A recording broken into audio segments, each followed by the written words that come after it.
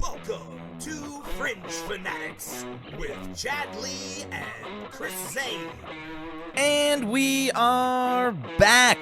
We are. Episode 54 of Fringe Fanatics. Chris, we're back, and it is the epic middle linebacker episode. Dude. Yes. 54 to me, when I see that number anywhere, I just think middle linebacker.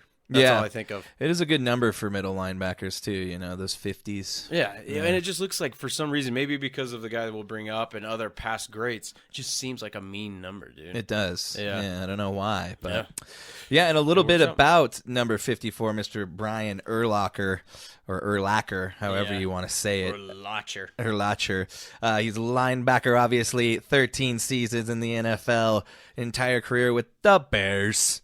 He played college football with the New Mexico Lobos, where he became one of the school's most decorated athletes and was recognized as a consensus All-American in 1999. Following his collegiate success, he was selected 9th overall by the Bears in the 2000 draft, where he quickly became one of the most productive defensive players. Won NFL Rookie of the Year in 2000. During his career, was selected to 8 Pro Bowls. And he was recognized as first-team All-Pro 4 times. Did you say 2005 Defensive Player of the Year? Yeah, I was just about to. Nice. Yes, NFL Defensive Player of the Year in 2005. And 2000, right? I think it says here. He was the Rookie of the Year in 2000. Yeah, Rookie of the Year. That's what I see. But after retiring, he was an analyst on Fox Sports, where he magically grew hair at some point. Yeah, it's really nuts, man. Well, I mean, you get enough money, you do hair transplants. Yeah.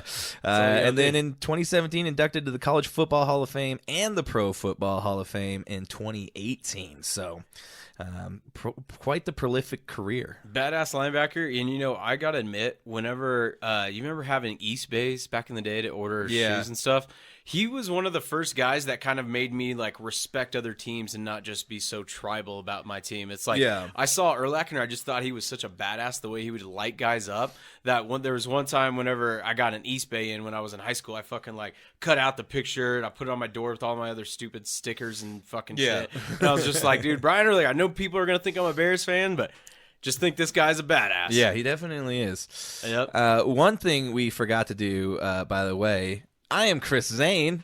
And I am Chad Lee. That may be the first time we forgot that. Yeah, well, we were just so excited to talk about Brian Urlacher and all of his accomplishments. We just got right into it. But, Very true.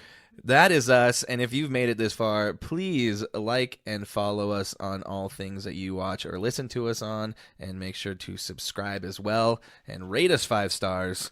And if you haven't yet, please like, share, subscribe, and follow us on all things social media at Fringe_Fanatics. That way you guys get the notifications of when we go live and when new episodes come out. Yeah, because we have been streaming on Twitch. Some of you may be watching us now. I don't have Twitch pulled up, but I know that people have started following us on Twitch, so things are happening. Yeah, and we're getting views after the fact on Twitch too. I've noticed. That's cool. I still haven't made an account, dude. Oh, really? I know. Yeah. I don't think I have one either. Honestly. So we need to go follow our own stuff as well. That so you shows need how to humble we are. Yeah, you got to practice what you preach sometimes. Seriously. So we probably need to do that. We need to follow ourselves, and then we're trying to get out as much as we can everywhere. So we're trying to make ourselves as available as possible to you. So we are at that point where we got to do a little bit of a leadoff shot, and we are not taking shots tonight. We have. Chad got some ice spheres. We're cheersing. We're cheersing. Like gentlemen now. Yeah. Drinking like fucking John Dutton over here. Yeah, I've got a big glass but we got ice spheres, so cheers on the spheres. That's right. Cheers to you guys if you're watching live. Take a us. Drink of your libation with us. Nice and chilled. Not bad. Good. It's good. Not bad. Indeed. Well, Chris, let's hear it, man. How'd the show go? It went pretty good for a Sunday show. I was surprised at the turnout, actually. Sweet. We kind of did this as a favor for my buddy Dan, who's the bass player in our band. One of his friends has a new band, and they were like, "Hey, will you guys play with us?" Sweet. So we did, and then we had a lot of talks with each other and other bandmates and people that work there about the fact that they need to quit charging so much for local shows. What were they charging? It was like 15 for a Sunday show, and it's in the afternoon. Yeah, that's a little much. The thing is, too, it's just like, I don't know if it's the fact that like the venues don't want to look bad or like look like they are like doing like $5 shows or whatever. But any time, dude, we've done $5 shows or even free shows and just took like a cut of the bar. Yeah. Like they just give us a percentage. Like we'll give the bands 10%. Dude, we've made the most money we have. I mean, it makes sense. And they brought more people in. Exactly. Because if it's a less charge at the door, more foot traffic is going to come in. Dude, why do people go? To drink? Yeah. And even, dude, I've seen $5 shows. We played the Squire once, and we actually did really good on that show, but there was still people coming up to the door with a $5 cover charge and being like, nah, man. And then they went and walked down the street to another bar and probably spent $85. Yeah. You know what I mean? It's just like, but that $5 cover is like, oh no, I'm not going to come in for that. It's like just $5. Yeah. People spend that on scratch. But yeah, it was pretty good. We're getting into a pretty good groove of just dominating when we perform a little bit. Fuck yeah, man. Yeah, Nice. We got our little steps down and shit. Things are all synchronized. Choreographed, huh? Yeah, we actually had to work on it. I went and got two giant-ass free mirrors like a year ago. Oh, cool. Like fucking huge, like wall mirrors. And we have them in front of us so we can practice our stage moves. You guys are almost like a boy band now. Yeah, right? we're getting there. Now we just need pyrotechnics and lasers. Lasers. You got to have lasers. Yeah. Then I'll definitely come, man. Yeah, definitely. And then other than that, man, watched a bunch more shit this weekend. It's just so much shit. I don't even remember half of it, I feel like, because I just have been watching so much shit. Doesn't it? But yeah, other than that, I started with you now. I'm working. We're co-workers again. We've been previewing it, putting it into the ether, and then now it's finally happened. You're just finally slinging them bags. Yeah, slinging bags and all kinds of sealants and all kinds of stuff. Yeah, stuccos. We're working together again, man. Yeah, it's crazy. It'll be nice when I don't feel. Cause I always hate this too about starting a new job, and then we'll get back. We need to get going, but because you just feel like you're standing. Like there's a point when you know what you're doing and you're standing and you don't feel bad about it. Yeah. But when you don't know what you're doing, you're like, I feel like I should be doing something. That's exactly why I brought up like the sweeping thing with you guys today. I was like, because I just know that feeling. I hate that feeling. You just feel like you should be doing something. Yeah, I kept telling that Josh guy, I'm like, I feel like we should do something. I feel like we've been standing for too long. It sucks when you're not used to like what to do in the downtimes. Yeah, but I'll get the hang of it, man. Day 2, we're ready to go. How about you, man? How was your weekend? My weekend was pretty chill. I watched a lot of college football. Yeah, Hannah flew back in town. She went and saw some family last Thursday and Friday, so held down the fort, built an end table, and dude, I watched a lot of college football, and I hit on a 10-leg parlay, and I think I figured out the formula to winning a college football. Yeah, you bet the money lines. You bet the money lines, and just like college, but like what I was talking about with the majors, and this is obviously not discovering a formula. It's what people have tried for years and years. Yeah. But you just got to know when the right teams to pick, man. Notre Dame was the only one that got real close for me. Yeah, it is way easier to pick the money lines. The only problem is the money lines always have a little bit weaker odds because, I mean, they're supposed to win. Oh, yeah. But that's what you do. I took like... I was trying to do the spreads, and I was getting close, and then just so hard, man. One would get me, and I was like, damn it, dude, that would have been like fucking $300. Yeah, I did it on a 4-leg one last night. No, it was just 3 with Kenny Walker, anytime touchdown, Geno Smith, over 200 yards, and then DK Metcalf, over 55 yards. Geno getting hurt really fucked with that, man.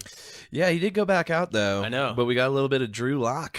We did. Yeah, and the Noah Fant. And to Noah Fant, yeah. Some Bronco reminiscing. It's pretty cool. And then they got him out of there real quick. Yeah. They're like, Geno's healthy, let's get back in here, He's fine. Let's get him out of there. But that's cool. Yeah, I did. I watched just the CU game, and then that was it. I caught like the end of the Notre Dame game. Yeah. And then I finally got to watch the Donkeys win, so... Yeah. And that was close. That was super close, man. I cannot believe they came back to win that game. That was nuts. Hey, I was dude, just Russ laughing to the fucking bar. Dude, Russ is having one of his best years to date. It's insane. Yeah, and he did only have 223 yards. I know, but his against the Bears defense. Yeah, his touchdowns are up though. I think he's got a. And his passer rating. I think if he keeps going at the rate he is, he's going to have like 40-some touchdowns and like 6 interceptions. Well, towards the second half of the season, I think you guys get a pretty brutal schedule. Yeah, it's going to be rough. Yeah. And if the defense doesn't fix itself, it's going to be real bad. Oh, yeah. Well, we see you guys in 2 weeks, man. Yeah, we can't it's wait. going to be fun. But, so, yeah, you watched some college football, put some shit together. And that's pretty much about it. Yeah. Nice. We went out to eat one night. That was pretty cool. But, yeah. Pretty chill. Nice. Yeah. I did make my first attempt at a hot sauce, and it's pretty wild. Like salsa or hot sauce? Like hot sauce. I tried to make like a hot sauce. Whoa, dude. What? Like vinegar and like doing all that? Yeah. How'd it go? It's really hot. Oh, It was all Serranos. It was like 8 Serranos and 4 Carolina Reapers. Fuck, that's gotta be. I was cooking it on the stove and I opened it and I was like, oh God. I was like, oh, shit. my eyes. That's like fucking fumes, man. Like gasoline. It's intense. Yeah, it's got a good deep burn. Wow. Yeah. And you tasted it? Yeah. Maybe that's what we should do for the punishment. Yeah, maybe. maybe. Or yeah. The gummy bear I've heard is really bad, but. That's nuts, man. Well, see, I didn't think it would because they sell it at gas stations and stuff. Well, I went to a candy store and they would only sell it to people over the age of 18. Holy fuck! And they had it's like $20. I tried to recommend that same punishment to the Small League Fantasy League, and only like 4 or 5 people were like, "Yeah, I'm down," and like a few of them were like, "No, not fucking no doing fucking that." way. Yeah, well, like don't finish last. It's either that or something worse than that, and I just feel like something hot's not going to be that bad. But no, it'll be all right. Son of a bitch. Yeah, my baseball. Well. That's it for the weekends. Yep, nothing too exciting. Yeah. Is that you just stomping your foot? What are you doing? No. What was that? That's the second time I've heard bangs. I think Hannah's she's tossing thrashing things. around. Yeah, over she's mad, ruining the house. She's tearing things off of the walls. Oh yeah, she's getting that room ready. Oh yeah, we gotta lift up a bed. Got to get the room ready for Grammy. Yeah, Gramsters is coming. Grammars. Let's watch the Philly game instead. All right. So we I'm got to gonna get take into a headlines now. So you're gonna hear Hit the it, headline Chris. things. Headlines! Get your headlines here! And that's right. It is time for headlines of all the major sports and funny things that we want to talk about. And So, always, we start with the NFL. that is Number one, correct. the league. Personal foul, 69, offense. He was giving them the business. That is correct. And we here at Fringe Fanatics give you the business of football. And Chris, there was a lot of injuries last There week. was a lot. I think we may just have that every week now that we're covering the believe that's injuries the way for it's going. fantasy. I see a trend. Yeah. It's just like But I just mean, there a were some big slew ones. of guys. Yeah. Yeah. You want to start it off? I think I'll go with the most devastating one possibly, and that's Tre'Davious White with a torn Achilles, unfortunately. Yep. Guy just tore his ACL, I think, like a year ago, and finally got back, and it's crazy. When we talk about the Bills game here shortly, it was just a big loss for him and a win. you know? Yeah. Yeah, they dominated in that win. And too. did We'll you get watch that. it? It was just like what we talk about with the snipers for soccer. Yeah. Total non-contact. It's like everybody says, man, it feels like you're just running and then someone like kicks the shit out of you in the foot and then you so just strange, drop man. and then your foot's just like this. Oh, it'd be fucking awful. Yeah, so that was a bad one. Another bad one is going to be Matt Judon.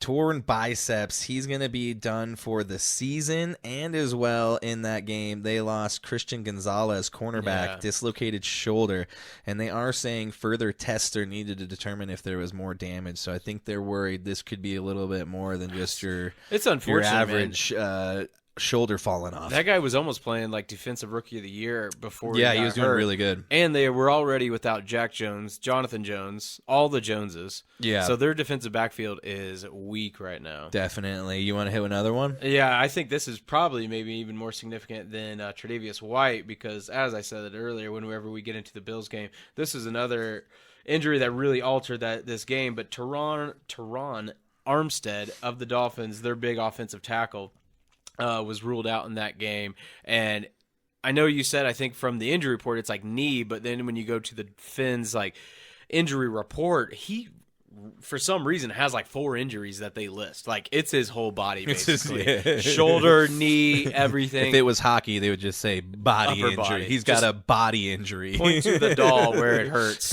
Yeah. And what I saw yesterday was still saying knee, and they're saying it's probably looking like he's going to miss a few weeks. Well, and this is a guy that couldn't stay healthy last year either, so it's kind of unfortunate. It reminds me a lot of like David Bakhtiari. We got our first question, Chad, live. When do you guys think the Bengals should sit Burrow? Who asked it? Did you see? 821 Joker. Oh, that's probably Dan. Yeah, he's always Joker, the username. I think they should sit him right now. I thought they should rest him. I thought they should have last week. Yeah. And let him rest through the bye would probably have been the best thing. I did hear some reports that they're saying this is like something that's probably going to, without like major rest, is not going to go away. No. And you saw, like, he could not throw the ball, like, over 12 to 15 yards at all. He can't drive the ball down the field, and you've basically lost the use of your 2 best wide receivers who were major deep threats. And another one that we're going to get into, T. Higgins, it's got suffered rib fracture. Yeah. And they are saying what I saw is he is going to try and play through that, which... Well, that's like Herbert last year. Yeah, you just wear a big body thing. Yeah, but you think like a wide receiver takes way more severe hits than a quarterback. So to me, it's almost like a timeline. Like, when does he get taken out eventually? Because, I mean, it's like what we talked about last year with Herbert. Like, yeah, you want to get paid, you want to go win, but is it worth like a rib puncturing your lung and just well, get me off the field? Like, what the fuck, dude? Yeah, and when it comes to Burrow and his injury, like you want him towards the end of the season to be healthy, and it doesn't sound like with what they're doing that's what's going to happen. So I am definitely worried about what's going to happen with the Bengals. I mean, they might make it into the playoffs, but they could very easily be a first-round bounce. So, I mean, if they even make it to the playoffs, because we look at, I mean, the Ravens seem to be playing well. The Browns had a shitty week last week, but I mean, their defense looks damn fucking good. No, it's just dumb that they're playing. I was telling you, I almost didn't play Lamar. Yeah, because I was like, ugh. I wish you wouldn't have, man. I still would have won, but because I was going to start Stroud and he got like 28. But I know I was hoping to find Stroud on waivers, but then that's what you get for being first, sucker. So in our league, first gets you the waivers? No, well, I thought we switched it so. I thought the worst team would get it. Oh, yeah, so maybe... I think that's the way I wonder how the hell I ended up with it. Probably nobody put in for him. Now everybody's going to be like, collusion. He did it himself. You were kind of smart to grab him before it was like popular, though. I know, and then I grabbed Tank Dell because he'd like been averaging like 30 points. Well, like, it was like 20s. 30s was a little bit of over exaggeration, and then he shit the bed this week and got me like 3 points. Oh, yeah. And I think I was the highest scoring team this week, and every week since I've started winning, my fucking flex has done 0, and then like 3.4. It's nuts, man. It's like, just don't even start a flex thing. Yeah, I might as well not. Yeah. But let's go through the rest of these. Got on a little bit of a tangent. It's easy, man, with fantasy. Fantasy. But yeah, they it's to wrap it up. They need to sit Burrow immediately, because to me, it's like just cut the losses. Well, man. I figured when they went and signed what's his name from the Canadian League. God damn it, I don't remember who their backup is. Oh, they went and signed. He used to be there at one point. Shit, I'm gonna have to. I know I've heard the name, but I can't think of it. Something with an M. Yeah, Broncos, Javonte Williams suffered a hip injury. Last I heard, he's day-to-day. It sounds like they're thinking he's going to play. Speaking of Justin Herbert, though, he does have a fracture to his middle finger. Yeah, he was going around like this. Like, That's going to be the thumbnail, man. Just flip off the fucking camera. But yeah, so they're saying it's non-throwing hand, so it's not that big a deal, but it still sucks. Well, he's got to catch the ball and shotgun, though. Yeah, but they'll tape the hell out of that thing. Yeah, we'll It'll see. Just be like this. When does he break his next finger? He's looking like this. Tough son of a bitch, man. Couple receivers. Devontae Adams injured his shoulder on the third drive. He ended up returning for the second half. Yep. Should be good to go. Did you get to Mike Evans? No, he suffered a hamstring. A little hamstring. But Dan gave me an update on him today. I think, God, what was it? I heard that he said he's going to go. Yeah, I think that they're thinking it's not too serious. It's not a tear, at least. Yeah. Yeah. So, and then we mentioned T. Higgins, and I think that's pretty much it on the injuries. Kenny Pickett's Oh, knee. yeah. Kenny Pickett It bone looked bruise. way more severe, but it kind of seems like maybe the Travis Kelce thing. But at last I heard, there's a chance he could play. Yeah, they're seeing how the week goes. So, and then Dante Jackson. I yeah, mentioned Dan just confirmed. Maybe he's talking about Burrow. Should be able to go after the bye week.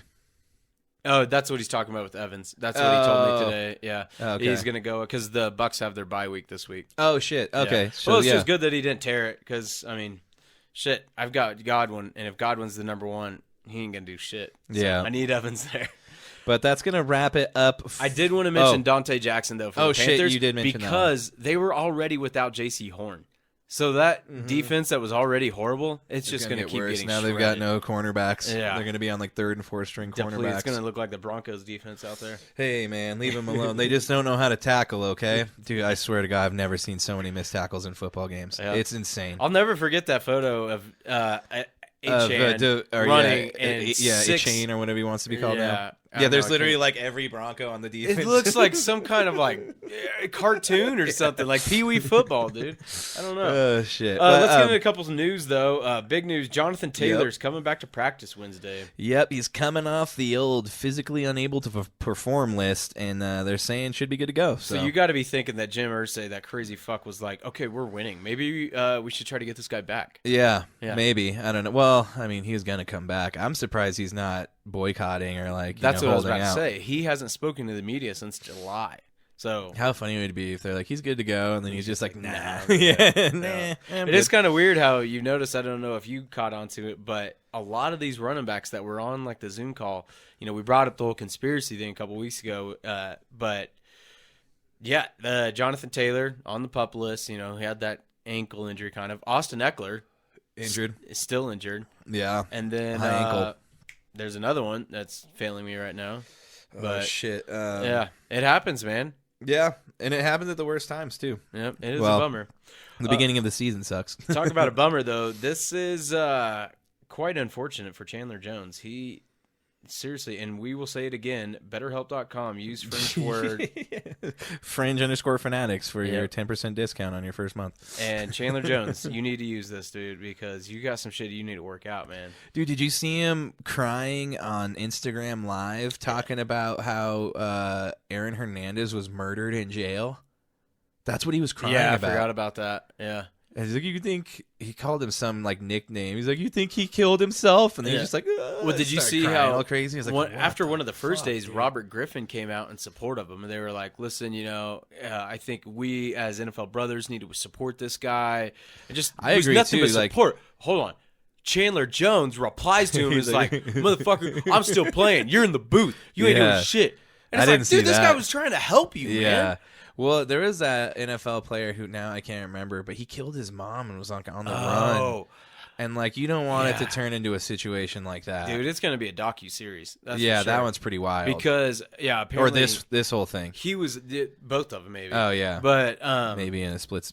I can't remember that dude's name, but yeah, he was like on Instagram Live trying to act like apologetic, like like he missed her or something, and it was just real fucking weird. Yeah. Yep. Well, it's a bummer, but we're gonna talk about some of the bad news, unfortunately. Yep, but that is Raiders, man. Yeah, I want to go to that team. Nope. Let's keep cruising along. Let's get into the NBA. Take it roll. Outlet. Rangers. Sandy, come on. Sandy. T, come out. I'm burning. My lungs are burning. Never gets old, man. It really doesn't. I love that one. Right. I still need to watch that movie again. Yep, that's a really underrated movie. Watch it tonight. It's on Netflix. Maybe. Is it really? I think that's where I watched it last. Oh, shit. I might have to watch it. Well, Dame time is come for the Bucks. In Milwaukee. Yes, a 3-team blockbuster trade where the Bucks receive Damian Lillard. Portland receives DeAndre Ayton from the Suns. I'm going to mess this name up. Tuomani Camara from the Suns. Yeah. They got Jrue Holiday, and then they immediately traded him to the Celtics for Malcolm Brogdon. He didn't even have to unpack. Robert Williams III, and 2 firsts in 2024 and 2029. They also got a 29 first-round pick from the Bucks and 2 first-round pick swaps in 28 and 29. Jesus. Dude, that is a haul. Isn't that a lot? It's insane. That's wild. You know who the loser of this trade is? The Suns? No, the Miami Heat. Oh, yeah. Because they didn't get anything. They didn't get Drew Holiday. They didn't do anything this offseason. They haven't done shit. Yeah. I think we'll get into They'll probably be waiting for the trade deadline now at this point, but yeah, that's a definite big miss for them to not go out and do anything. They don't especially still have a good backup for Bam. No. We saw how that killed him last year in the finals. Yeah. Yeah. So, so that was the big news. Dame going to the Bucks. That's huge, man. I mean, I was bringing this up to one of the customers. You'll see Eric. He's Custom Restoration. I think that's the company. But anyway, dude, is he the dude you were talking to about CSU or no? I can't remember, but he's this older point. guy that, man, he's a diehard Nuggets fan. He's a good dude. But I was talking about it with him, just how dangerous it could be. I mean, Dame averaged 32 points a game last year. I'm pretty sure that – no, it didn't lead the league. Embiid barely beat out Dame. Yeah. Barely. But still, 32 points a game is fucking nuts. All right. Imagine him driving to the basket with Giannis there at the free throw line. As soon as he starts driving and acting like he's going to pass to Giannis, everybody's going to cave in on him. And then Dame, all he has to do is just pull up from fucking half court because he can drain threes like that. Dude, on paper, it seems. And you got Chris Middleton, who, if he can stay healthy, he's fucking dangerous. You got maybe one of the defensive players of the year last year, Brooke Lopez, who almost got defensive player of the year. That's a dangerous fucking team. Yeah. Who? Well, that's his brother that was Sideshow Bob. Oh, man, he's a weird-looking dude, man. I can't remember his brother's name. Robin, Robin Lopez. Yeah, Seriously. he looks like Sideshow Bob. Yeah. But they both kind of do because they're twins, or they're really... They're giant twins. They're like the Twin Towers, yeah. But the Suns did receive Grayson Allen from the Bucks. They got Keon Johnson via Portland, Nasir Little from Portland, and Yusuf Nurkic from Portland. But they've basically lost their best player, so I don't really know what they got in return to... it really subsidized trading off Damian Lillard. Mm-hmm. So it doesn't quite make sense. I mean, the Blazers are just basically trying to bank in for maybe 4 years from now with all these draft picks and stuff. Yeah, they can turn it into something. Definitely. But Boston too, getting Drew Holiday, that's fucking scary, man. I mean, they got Porzingis there. That guy is, just like I said, defensive player that is always up there for DPOI, and this is a guy that.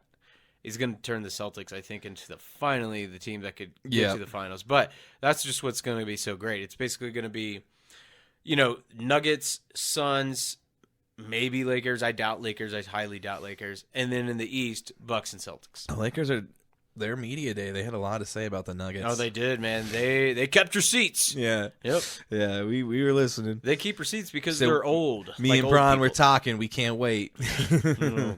Can't wait for you to get healthy and be able to play 60 games. Denver versus Boston finals. That would be a really good finals. That would be nuts, man. Yeah. That would be really good. We almost got that last year. It was close, it really was, they couldn't do it. Yeah.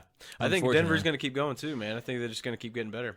Yeah, I think so too. I was really hoping they would be in on something big, but they just had to batten down the hatches a little bit and get some fill-in guys. So yeah. We'll see. When you win it all, there's not much you can do. Yeah, you're already the best. Keep getting better. Keep getting better.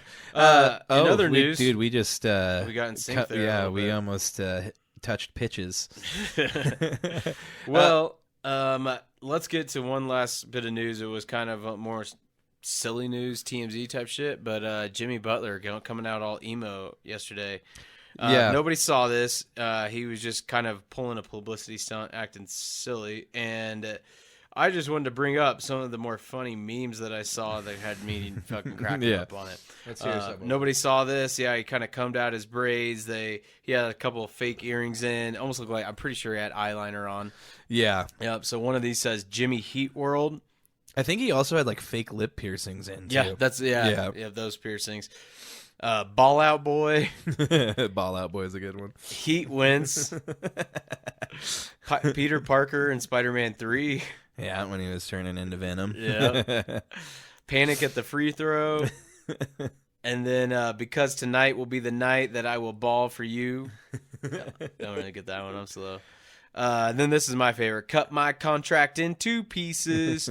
Dame was my last resort. Suffocation. Me and Dan, since he's watching, we're actually talking about Jacoby Shaddix today, who is the lead singer of Papa Roach. Oh, yeah? What were you guys talking about with it? Weird movies. And I guess he was in some movie. I think it was called The Retaliators, so probably tell me I'm wrong. But I think it was like The Retaliators, and like Jacoby Shaddix was like the bad guy. And then I was telling him about some fucking weird movie I watched called Officer Down, which was directed by Clown from Slipknot. Oh, and Corey Taylor's like the bad guy in it.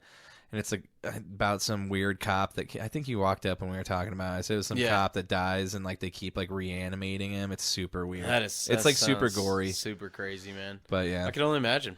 Yeah, he said I'm right. I was right. Yes, that's funny. I can retain information. Look at me go. Yeah, he knows his rock music. That's for sure. Yeah, definitely. One other thing. Harden skips media day and still wants a trade, so we'll see how that goes. Yeah, I think Daryl Moore needs to trade him for a pack of cigarettes. Pack of smokes and a washing machine like Monix and Semi-Pro. Probably a pack of ding dongs is because that's what he's eating. What did we trade for Monix? We traded the washing machine. That's hilarious. We should probably call Gregor's. Yes, let's do that. Yeah, we're gonna move into golf. Yep. So you're gonna hear the golf thing while I call Mr. Gregory Maher. Let's hit it. Let's do it. I'm going to call him. I'm going to hit this right now. Go to your home. Son of a bitch, Paul. Why didn't you just go home? That's your home. I probably should have waited a little bit. Answer me. It's all right. Gentlemen. Mr. Gregory Maher. Your initial debut on French Fanatics. How do you feel? Oh, feels great. Now, is it the first guest on the show, or it's your first time? We've had several guests. Oh yeah, so you're not that. But expect the swift boost. I'm sure your followers will jump 300,000 or something. Yeah, you'll be comparable to Taylor Swift and Travis Kelce. So I hope you're prepared. You're welcome. So what you're saying is that I need to immediately start dating a superstar. Got it. Yeah. Well, you can if you want. Yep. It's up to you. Well, I hate to say it, but maybe I don't know if you've listened to some of our past episodes, but you are kind of our alternate for our golf correspondent. Adam Scheinman is out of town, so we needed someone that was really watching the Ryder Cup because Chris and I weren't able to watch much of it. So we wanted you to give a little recap for our listeners. Yeah, no, I appreciate it. I'm glad that I could step in and help out. Was I waking up at 4 a.m. to live bet, holes and do all of that? Yeah, you betcha. I would expect nothing less from you. You are a resident. And do I have plenty to say on that whole situation? Absolutely. Let's hear it, man. Is the U.S. embarrass themselves? Yeah, I mean, it breaks down to Friday, right? I mean, they got too far behind. They got too far behind. I mean, and you have on the first hole, you have Victor Hovland who's just chipping in, right? And then you have Team Europe that just continues to just make long putts. A lot of them over 10 feet. They're chipping in for birdies and eagles. I mean, they're making plays, and they were able to take a lead quick. Yeah, because going into Saturday, weren't they down like 7.5? I think is what we were talking about. They were down. Yeah. Or is it? That might have been coming out of Saturday. I know at one point they were down 9.5 to 2.5. 4.5. Yeah, they were down 4.5. It's 5.5 to 1.5. Yeah. All right, Greg. What I want to ask about is, do you think it had anything to do with? So from what I heard, a lot of the European golfers had participated in competitive golf since the last major. Like just whether it was a local tournament or something, none. Maybe it was like 3 or 4 of the U.S. golfers participated in competitive golf. Yeah, I think that's a huge factor, right? Yeah. A lot of Team USA, they didn't play competitively for about 5 weeks. And they didn't want to wear the fucking hats. Well, that was part of my next question with the pay. I didn't realize they didn't get paid. They do. It goes to charity, though. It is a charity event, yeah. Yeah, but I think it was Xander Schauffele and his dad, who happens to be his business manager, so obviously he's mad because he doesn't get his cut. But that's why I think they didn't wear the hats, because it was a bit in protest of it. Yeah, there's some speculation behind it. I also saw something that came out that his I think Xander's rider spot could have been revoked. I saw that too. Yeah. Yep. Yeah. Over a contract dispute. Now I didn't know that going into it, but yeah, I saw that and I was like, it's interesting that shade's getting thrown after the round. Yeah, I guess they said basically like what Chad said, they wanted to talk about why, or like there was some things they wanted to iron out, and then all of a sudden he's out of it, and then they like reinstated him after they ironed everything out. So it's super weird. Right. Yeah. Yeah, that's a wild mix. So, you can imagine just going into that already, there's, already resistance going into a team. And then on top of that, I mean, sounds like there was also like a bug going around in the locker room and people were feeling under the weather. I mean, Ricky didn't even play Saturday. So you got these guys under the weather. They're on the road, which I think it's been 36 years. It's like 91 or 92 since they've won in Europe. Yep. Yeah. I'll double check that real quick. we looked it up last week. It was a 30-year drought. It was 1993. Something like that. Yeah. 93, okay. Yeah. So they were playing in Rome, right? Yeah. Yeah. I mean, to me, I just think it's kind of cocky for the U.S. to not really practice, or it just shows a lot of arrogance on their part not to really take part in any competitive golf before this. Because, I mean, you're representing the country. Like you said, why does Ricky Fowler hate America? Like, what the hell, man? Come on now. Well, that was in the heat of the moment. That was in the heat of the moment, and that was after, him contesting the putt. But, I mean, the reality is he hits it in the water, and then he contests the putt to Fleetwood. Is Fleetwood going to miss a 2.5-foot putt? No, he's not. I mean, the way he was putting and the way he was playing, no. Okay. Yeah, fair enough. I see it.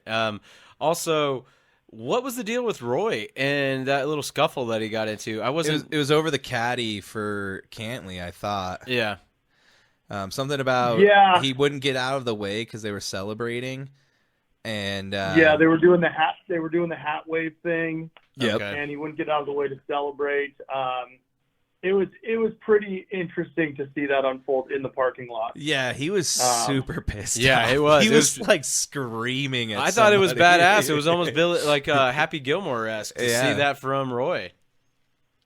And the best part is he was yelling at Bones. And I, living in Phoenix, and being in the golf community here, I know plenty of people who know Bones on a personal level, and just the nicest guy ever too. Yeah. Are you talking about the caddy? Yeah. Yeah, because that's when he was yelling at Bones, who was, who was, I believe, caddying for was it Spieth? I can't remember. That's who he was yelling at in the parking lot. But yeah, it was pretty wild to see that go down because I was like, what the hell is going on? Like, I did not expect there to be this much fucking drama at the Ryder Cup. Like, I wish normally we could see it's just that more like often. a happy-go-lucky, it's the Ryder Cup. But like all of a sudden this year, there's protests and people screaming at each other. Tension too, because didn't Brooks Koepka tell someone, I can't remember who it was, like, yeah, you would have made the team if you would have, like, from Liv. He was like, yeah, more Liv golfers would have made it if they would have golfed better. Yeah. Yeah. Yeah. And that's fair. Yeah. I'm sure, but we could always sit here and now after losing this, we could sit here and say, well, Zach Johnson could have done a better job of picking and maybe bringing in, a DeChambeau or something, some of the other Liv players, but the reality is that I think overall he made some pretty good selections. There's a couple that he could have changed, but it's not like I think Brooks is probably the top contender right now on the Live Tour to be who's showing that he deserves to be in the Cup. Yeah, and unfortunately Europe just got the better of them, and they had the better team at the end of the day. Like you look at going down their roster, it's just a bunch of heavy hitters, just guys who've been doing really well towards the end of the PGA Tour this year and had continued to do so in the Ryder Cup. So, and you know what? As a fan, I just don't feel like the USA team had that fire, right? Besides JT and Homa, Max Homa, great. I mean, I love watching Homa play, but I mean the Euros, they're filled with a bunch of guys who can really ignite some emotion, right? You got Rory, you got Shane, Victor. Watching Hovland play is something special, and he brings such a unique element to the game. And Hatton, dude, he drove that par 4 within like 10 feet. Jesus. Like just crushed it. That guy's got a hell of a golf swing. He's been Hovland golfed great like the last pretty much 5 months. Yeah, man. like I mean, every major he was right up there. Yeah, he's definitely a top contender, and I mean he's making a lot of moves. He's fun to watch. Definitely. Hell yeah, man. Well, Greg, we'll let you get out of here. I know you got to go to dinner here soon, but I did want to ask you, what is your lock of the week this week? That's a good question. And then we'll go NFL. And then I got one other you want to go question to top off this. Let me get this out of the way first, because that's a good question. I just want to know, Greg, what is it going to take for you to trade Austin Eckler to me? You can't do this on. He's out. You can't do this on air. These are behind putting him on pressure. Doors. Putting him on the pressure. I mean, if I would have lost this week, I probably would be like, all right, it's time to trade everyone. But I don't know. We'll have to talk. We'll make some side deals. All right, yeah. We'll talk. I was to be on the record. I was floating Lamar to Greg last week. Oh wow! Yeah, didn't know about that. Yeah. He turned me down. It's gonna be a long season. Shot me down. There was a little bit turned down. Yeah. I was like, my heart hurts, but that's probably a smart move on his part. He's got Jared Goff, man. That's a good one. Well, man, Jared Goff, who we'll see it. We'll see how far he can go, but he seems to be holding it okay. I'm happy with my running back right now. Yeah, you got a pretty good stable of them, so I was trying to get one from him, but he shut it down. Fair. Yeah. Yeah. But let's hear it, man. Give us one lock, and it's got to be a spread that's like 6.5 or lower. It's got to be a spread. You can't hit him with that. That's what a lock is, dude. You can't be like, it's going to be against the Cardinals, Yeah, that's what a well, lock hey, is. you don't know with the Cardinals. That's true. It can't be a money line bet at minus 450. I got you. Yep. Yeah. I think watching the Commanders and seeing the Bears play, I'm kind of going to keep going with the hype of the Commanders, and I'm taking the Commanders with the points. I think they're at what's that spread at right now? 5.5. It's got to be. I mean, I don't know why it's not more, because it's the fucking Bears, but yeah. Well, hey, and they're both. Their offenses can score, as we can see both sides. As the Commanders almost beat Philly this week, scoring 31 points, and the Bears damn near destroyed the Broncos until they pulled something out of their ass. So this could be a high-scoring game too. I mean, you might be able to bet the over on it. Yeah, over's at 44. Yeah, and you're right, Greg. Sorry, go ahead. 4.5. Yeah, it's 44. Then you're right. It's at 5.5. So I just find that surprising, because the Bears, it just seems like they're almost at the point of tanking with them. I mean, they're willing to trade Chase Claypool right now. I think they're going to get shit for him either. Hell no. Like a washing machine. Like I think it's Commanders minus 5.5. And if you're feeling frisky, you take the over and you make it a same game parlay. Yeah, I could see that. And that pays for the bar tab for the weekend. There you go. And then throw in an anytime touchdown with somebody. Just keep the legs going. Add up the legs till it gets unmanageable. Hey, let me ask you one more thing, because you're still a Broncos fan, right? Even though you live in Phoenix, or around that area. Of course. That's what I thought. So are they going to beat in the Nathaniel Hackett Bowl? Are they going to beat the Jets this week? God, I hope so. I based on what we saw most recently, yes, I think so.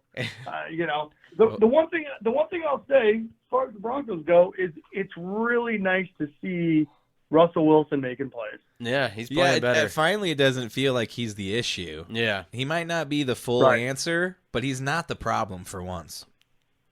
I mean, he's scoring. I mean, we were what? He had how many touchdowns on the season last year? And 13 on the whole season. Yeah, I mean, he's at least making plays, and he's at least scoring. So that gives me optimism and hope. So you think they do beat the Jets then? I do, yeah. I think the Jets are fraud. That's pretty nuts. They gave us a tough test a couple nights ago, so we'll see. Well, it's going to be a good you guys are too worried about Taylor Swift, so Yeah, and you're forgetting about Ryan Reynolds, man. Come they on. didn't even care about Ryan Reynolds and They fucking didn't even Wolverine. and Hugh they Jackman. walked in right behind her, Yeah. and they're like, and there's Taylor Swift. It's like, oh yeah, there's the guy who owns a soccer team, has a big thing on Netflix, one of the biggest movie stars, and Wolverine. Believe me, yeah. Peacock got pretty annoying about it. NBC, let's just call it that. Well, yeah. the I'll Jets. tell you what, though, I'm fine looking at Blake Lively all night long. They can stand her all night. I think we can all agree on that. I mean, the Jets have only scored over 20 once this year, and that was 22 points. So, as long as the Denver offense can stay where they're at and score 28 points, they might be able to pull us out with ease. But it's always with the defense because we like to make people look like all pros. So That is true. Justin Fields was 16 of 16 at half or something. he led the whole week in passing last week. That's nuts. And he's not. He can't throw the ball. He had 99 against us. Crazy, man. Shit. It's nuts. Well, Greg, we're going to have you on more often, man. You're good at this. Yeah, it's fun to talk to you. I haven't talked to you in a while.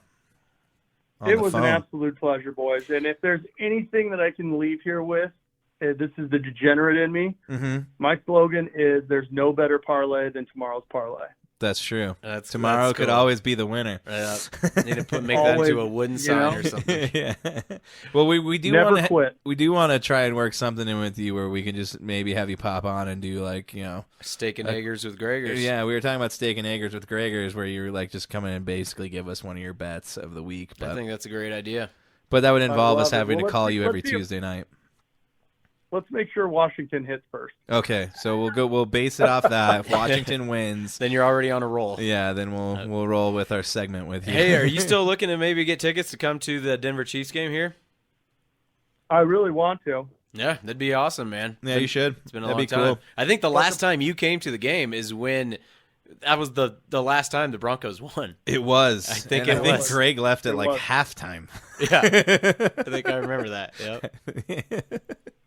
Did I? I thought I'm you almost got. sure that the I Broncos won that remembered- game. I think they did because it was the first game we went to that they won, and then they've lost every single one since. I think so. Yeah. But I'm pretty sure that was the game where we got really messed up in the parking lot. you You puked before we even went in. Yeah. Yep. All Yeah. right. Well, But and now that's I'm why 7 you're years sober and so flying it all right. adds up. And now I'm sober. It all makes sense. Yeah, no. And now you're just a degenerate gambler. So Yeah. I appreciate Replace trading one vice with thing another. Yeah. Good Gotta advice. have something, boys. Yeah, Hell definitely. yeah, man. It was good talking to you, Greg. Hey, you too. Enjoy the rest of the night, and we'll catch up next week. Definitely, man. Sounds good, man. I love you, buddy. You have a good night, dude. All right, boys. Love you. See ya. Bye. Yeah, if some of That you was good. if some of you don't know, I think Greg started after you. He because started way after me. You were working there. I started working there, and then Yeah. Greg started working there. Yep. But yeah, Greg was another guy we met working at Tokyo Joe's. One of the boys. I mean, we Oh, yeah. partied hard. Yeah. Went Tokyo to- Joe's wasn't even so much of a restaurant as it was just a bar, really. Yeah, it was just us getting just wasted all of the time. Oh, yeah. Yeah, that was the days when I was waking up and like drinking vodka and Gatorade and going into work. Yep. Greg lived with his dad in the same Above. building above Tokyo Joe's, so we would just go Yeah. up there and smoke bowls on our break. yeah. Yeah, it was a good time. Yeah, it was good times, man. Oh, yeah. Oh, wow. He sounds different.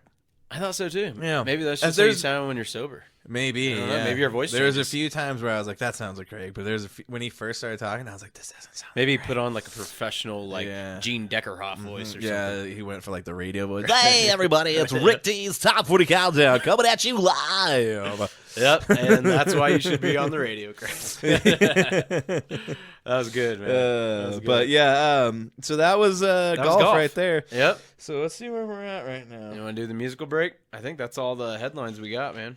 Yeah, we're at 48 minutes. I was now. almost gonna do a UFC paper preview, dude. I totally fucking forgot. I thought it was this weekend. I didn't write it down. And No, it's the 21st. oh, so there's I- no I UFC jumped- this weekend yeah. either. I was like way ahead of myself. I kept looking for it on Saturday night. I was like, "There's got to Yeah, be a there fight wasn't a night or fight night. something," and there's nothing. And I They was had like, done "Damn one it." for like 8 or 9 weeks in a row, so they finally took a week off. It's Um, probably because of the Canelo fight. I did have a couple other things. Oh, you did have some hockey. Yeah, I did have hockey and a little bit of F1. We were going to touch on college football, too. Oh, wow. See, I'm jumping the gun so much, a little man. bit. I'm going to fly through this hockey stuff, though. So it is what it is. But we do got to talk a lot about it. It's starting soon.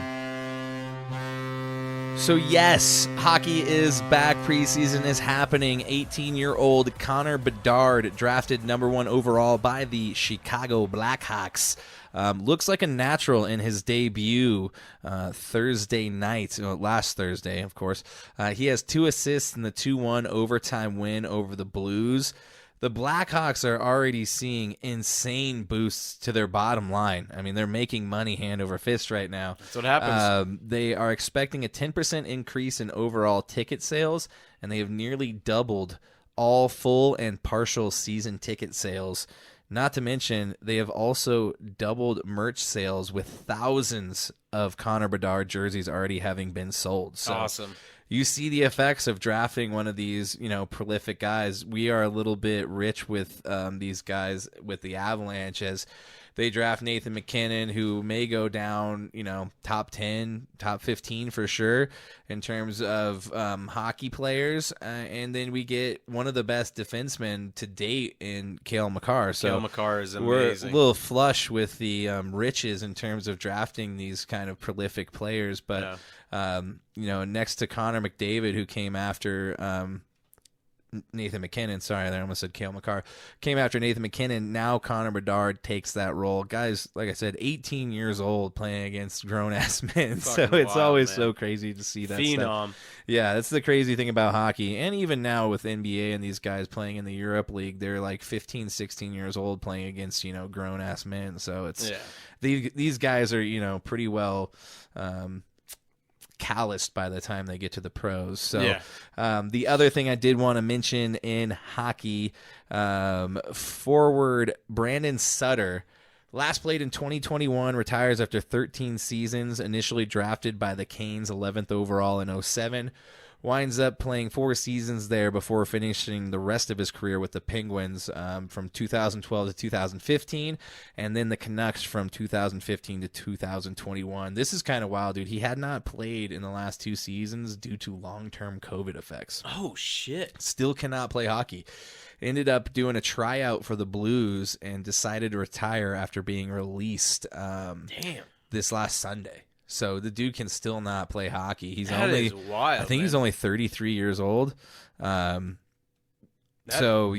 crazy that he cannot play hockey after getting COVID. That held out Hamzat Chiamov for a long time. UFC fighter. I mean, it can really fuck up your respiratory system if you get it bad enough. So it's pretty wild.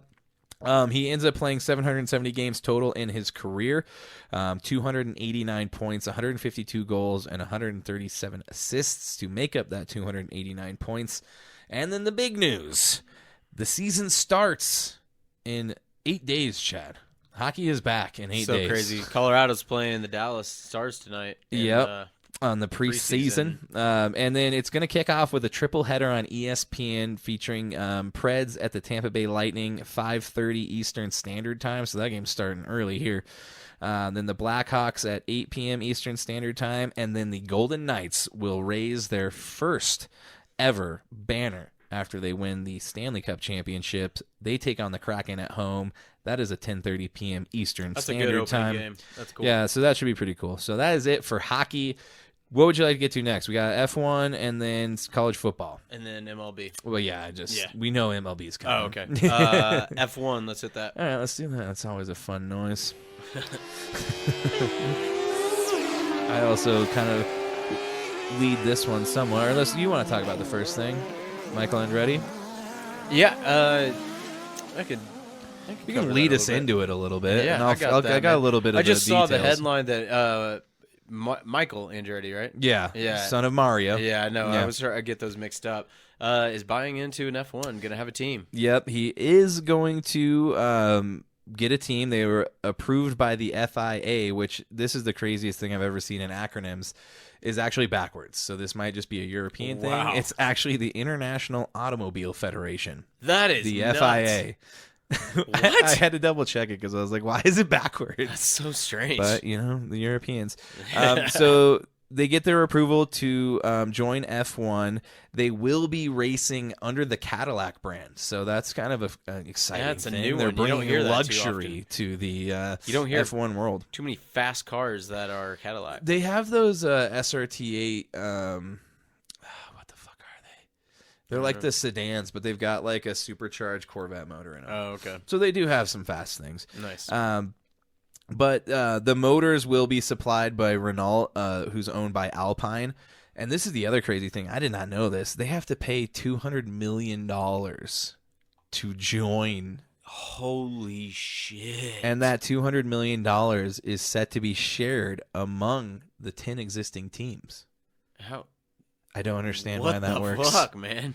I was gonna dive more into it, but I was like, I don't know how much time we're gonna have, so I didn't delve too far into it. One thing too, Dan just reminded me: if the Bears end up with the number 1 pick, they're gonna have the number 1 and number 2 pick this year. In the draft. That's crazy. Well, and see, I'm glad you brought this up because when you and other Broncos fans are talking about, oh, we're gonna have the number 1 pick. Didn't you guys? Isn't that pick still one that's traded from Seattle? I thought you guys traded multiple first-round picks. I can't remember now. I thought there was one that was a little further out. I thought it was 2022. Let me Google that. I'll Google that, but let me finish F1 while I Google that. The only other thing, and maybe next week I'll come back with why they have to divvy that money up, which I think is pretty wild. But big news. In terms of races that Chad could actually possibly watch, aside from the fact that NFL is happening at the same time, but he will be awake this time. The Qatar Airways Grand Prix is this Sunday at 11 a.m. You can watch practices on Friday and then watch a couple practices and then the qualifying on Saturday. Okay, okay, go ahead, finish up. There's also a couple like shootout races as well on Saturday.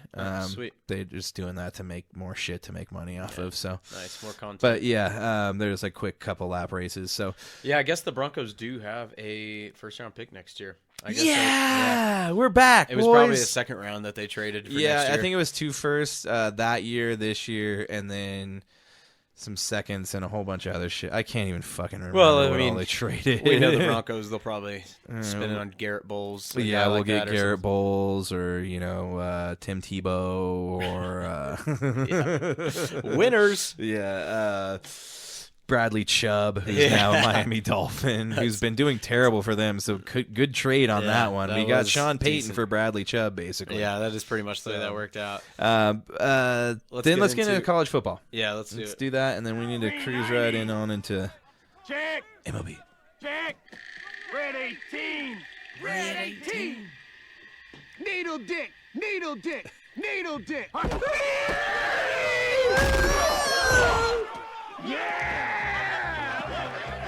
Well, that's pretty much how Khalil Mack was acting over the last weekend. Was he? Just sack master? You saw that he had 6 sacks, right? In what game? Against the Raiders. Oh, shit. He had 6 sacks. I hated it because he came close to tying DT. No, I can't have that, man. God forbid. I did not see that. Shit. Yeah, I try not to pay attention to the Raiders unless something bad happens. No, I was just watching Red Zone, but it was just like fucking 6 sacks, man. That's crazy. That's nuts. I know TJ Watt had 3 in the first game, but that's no 6. Yeah, and Myles Garrett had 3.5, I think, a couple weeks ago. Son of a... nuts, man. Dan said he should have had 7. So the CU Buffs get a win in a loss. Yeah, I think which is that's weird a win. To say. It is. That was a really exciting game, man. Like I said, I watched a lot of college football. Built the end table while I was watching this, and so I was really clued into it. Mm-hmm. And at first, it looked like this is going to be a blowout. I mean, Caleb Williams not look good. Marched down the field, and then what was it, like 40-14? And then that's when they started to kind of think so. I think that no. I think it was like. I can't remember what it was. It was 30-something to 14. Yeah, I think you're right. I can't remember exactly what it was, but it was 30-something. Yeah, Colorado showed some fight, and I think it's because Dion at half said, all right, since you starters aren't playing, we're going to put in some of our freshmen and see if they want to play. Cormani McLean. Yeah. Omarion Miller. How do you Omarion. Omarion. Thank you for reminding me. Yeah, because I know that Shador corrected. I like how he did that right away. He's like, Omarion. Yeah. Get it There's right. Peter King too. Yeah. But yeah, Omarion, dude, that kid came out of nowhere, man. Those catches were unreal. He had two like a Willie Mays catch, just right over the shoulder. His first 2 catches, he had like 105 yards. Yeah. Like a 60-some yarder and a 40-some yarder. He almost had another one, but his foot was just barely out of bounds. Yeah, I think and that conversion. one that touchdown in the end zone, I think that was to him, right? Yeah. That ball, Shador put in the tiniest window I've ever seen. Yep. Literally, as the defender's hands are closing and probably grazing the ball, it passes through to Omarion, and it's just like, damn. It's nuts because you look at Shador and you wouldn't think that he's that strong because he kind of looks scrawny. He can rip the ball. And he's fast, dude. Like, he knows when to run on that 25-yard run. It was a perfect time just to split it right up the middle. I mean, we're seeing glimpses of what Colorado could be if they could get some hogs down there in the line. That's the problem, dude. They are getting bullied and pushed around. Yeah. In the trenches, and that's where a lot of people say the games are won and lost. And unfortunately, I mean, they still had a really damn good outing. They shut down USC there at the end. There at the end, that defense really came through, man. Yeah. I mean, they were just making tackles. Like, I mean, we see so many times with like young defenses where that's the big thing is missed tackles. But these guys were wrapping them up, bringing them to the ground. They could not do that in the first half, but they started to after the second half started. Yeah. And I got to say, this is probably the first full game I've watched of Caleb Williams. I watched a little bit of him last year, but when everybody light. That's just what I was going to get at. Is last year everybody was like, "Oh, this guy's the next Mahomes." Of course, I'm biased. I'm like, it's way too early to say that. You can't say that. And what did I texted you during the game, and I was like, dude, his arm angles are almost exactly like Mahomes. Yeah, I mean, he's hitting those low side arms. He's hitting you with the regular, the 3/4. And then how the run. I saw, I mean, he did all of it where he's twerking all of his body. Yeah. And then when I see like even the mannerisms when after a play, he kind of does that like flamboyant, not that, but even more flamboyant thing that Mahomes does is I kind of like throw like a the ball little like this, and he kind of keeps the wrist like this. Yeah, I was like, dude, he's 3-point shooters. Yeah. Well, a lot of them still. Leave it up there. Just leave it up there, but it looks kind of dumb when you're throwing a football. We'll leave it up there for the. Yeah, I've only really seen thumbnail. Mahomes do that, and I'm like, dude, Caleb Williams is really replicating his game. But I mean, those throws too, it was just. So, like, that's the only NFL player you can compare it to. Yeah, he is looking a lot like Mahomes, but again, we'll see what it looks like. Yeah, I mean, he's still got a long time. It's got to translate. How about the news that came out? Well, let's address this, dude. It came out today that he came out and said he has 5 teams that he'll come out and play for. Oh, I didn't see this. Yeah. Oh, shit. I tried to type in 5 teams Caleb Williams will play for. Okay. Because he said that if he doesn't like the team that's at number 1 pick, he'll just return to USC. Well, yeah. Because he said he could make more money as a college player. That's the thing with NIL now. You're not going to make over $5 million and this is your first fucking year. Yeah, and these dudes are killing it in the NIL. Yeah, I mean, look at some of these rookies. Look at CJ Stroud. He's making – I mean, yeah, he had probably a huge signing bonus. Yeah. But still, it's like – I love it. It's making college football so much better, dude. I'm all about it, man. Because, like, let's say the Broncos weren't on that list. It was the Raiders. It was the Cowboys. And what was I saying in our fucking chat? Yeah. I fucking called it. I was like, he ain't going to come out for us. Because Travis was like, yeah, he will. And I was like, no, he's fucking not, dude. I was like, look at this team, dude. We have not won shit since 2017. That was our last winning season. Is the organization. And that's why I don't know why he would go to the Raiders. That organization is in shambles, too. He said the Raiders? It was the Raiders, Giants, Cowboys. I have it pulled up. Hold on. I got 3 of them. What's the other fucking 2? Oh, Caleb Williams says he can make more money returning to USC next season because NIL is going to get even crazier. Oh, yeah. That's the thing. It's going to get even crazier. Says he can pick what team he wants to go to because of that. Caleb's only 5 teams he would play for: the Cowboys, Raiders, Vikings, Giants, and 49ers. None of which will be even remotely close to the bottom of the draft. No. Well, the Raiders. Maybe. The Raiders will be up They'll there. be close. Yeah. They're going to have to trade up, and I don't know if they're going to have the capital or the players to trade up. I don't know if they'll have to trade up, dude. Right now, the division rivals Raiders are ahead of the Broncos right now in the draft order. I mean, I think the Raiders are like 3rd or 2nd. So it's like, yeah, they may. I mean, Devontae Adams wants out of there. Clearly, he said he's tired of wasting his free time. But I saw something like Caleb Williams, one of his best friends, that's his photographer, is a Raiders fan. So maybe that's part of it. But Cowboys. How funny would it be if Jerry's like, okay, Dak, you've had enough time. We're gonna get Caleb. Well, they've already got Trey, dude. So why would you do that? That's true. Trey Lance, he's the answer. Trey Lance, dude, he's the answer. New York could be cool. I mean, we saw Daniel Jones. Did you see the clip of Brian Dable throwing the tablet at him? Well, I saw him toss it down. Not at him. Couldn't read. I wanted to read his lips when he came out. Yeah. He said something to him after that, and I couldn't read his lips. I can't read lips, but it just seemed like he said, I'm done. That's kind of what he said. Because he was trying to show Daniel Jones something. And on the tablet? I'm talking about when Daniel came out after that interception. I didn't see that. Dable pulls his headset off and says something to him, and it's almost like, what? I can't tell. Yeah. But he's obviously bitching at him, and they just paid him a shitload of money. So much. Did you see what Devin Weatherspoon had to say about it after the game?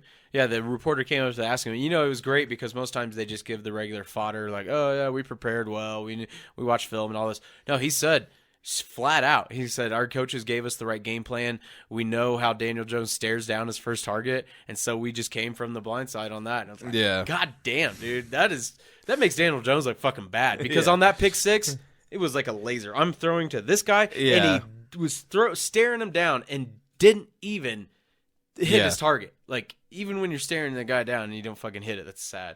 $40 million a year. That's what I'm telling you, though. Like, here in a year or two, the deal with Russ and the deal with Daniel Jones is going to be the mid-market quarterback deal. It sucks, dude. It's so it's fucking insane, shitty, man. But... Well, that's it. We've gone on another huge tangent here. Yeah, that's crazy. The other thing was Notre Dame and the fucking Duke game was awesome. That was great. Duke, how about that, man? Duke football is coming. They're coming. Yeah. I think they're looking good. They're looking pretty good. I saw your Jayhawks dominated. No, not quite. Hey, they hung in there for the first half. Well, they scored a lot of points. Oh, they lose? No, yeah. What do you who am I thinking of? No. Yeah, I don't know what you're talking about. Because I watched a lot of that game too. That was a bummer. Where were they? Oh, 40-14, dude. Oh, dude, I'm trying to think of I must have. No, it was 17-7 after half, going into the half, and then Texas just dominated the rest of the game. Oh, okay. Well, I must have overlooked that one. I might have been looking at a different game. I thought I saw. Shit, I don't know what I'm talking about. One that Georgia barely beat Auburn.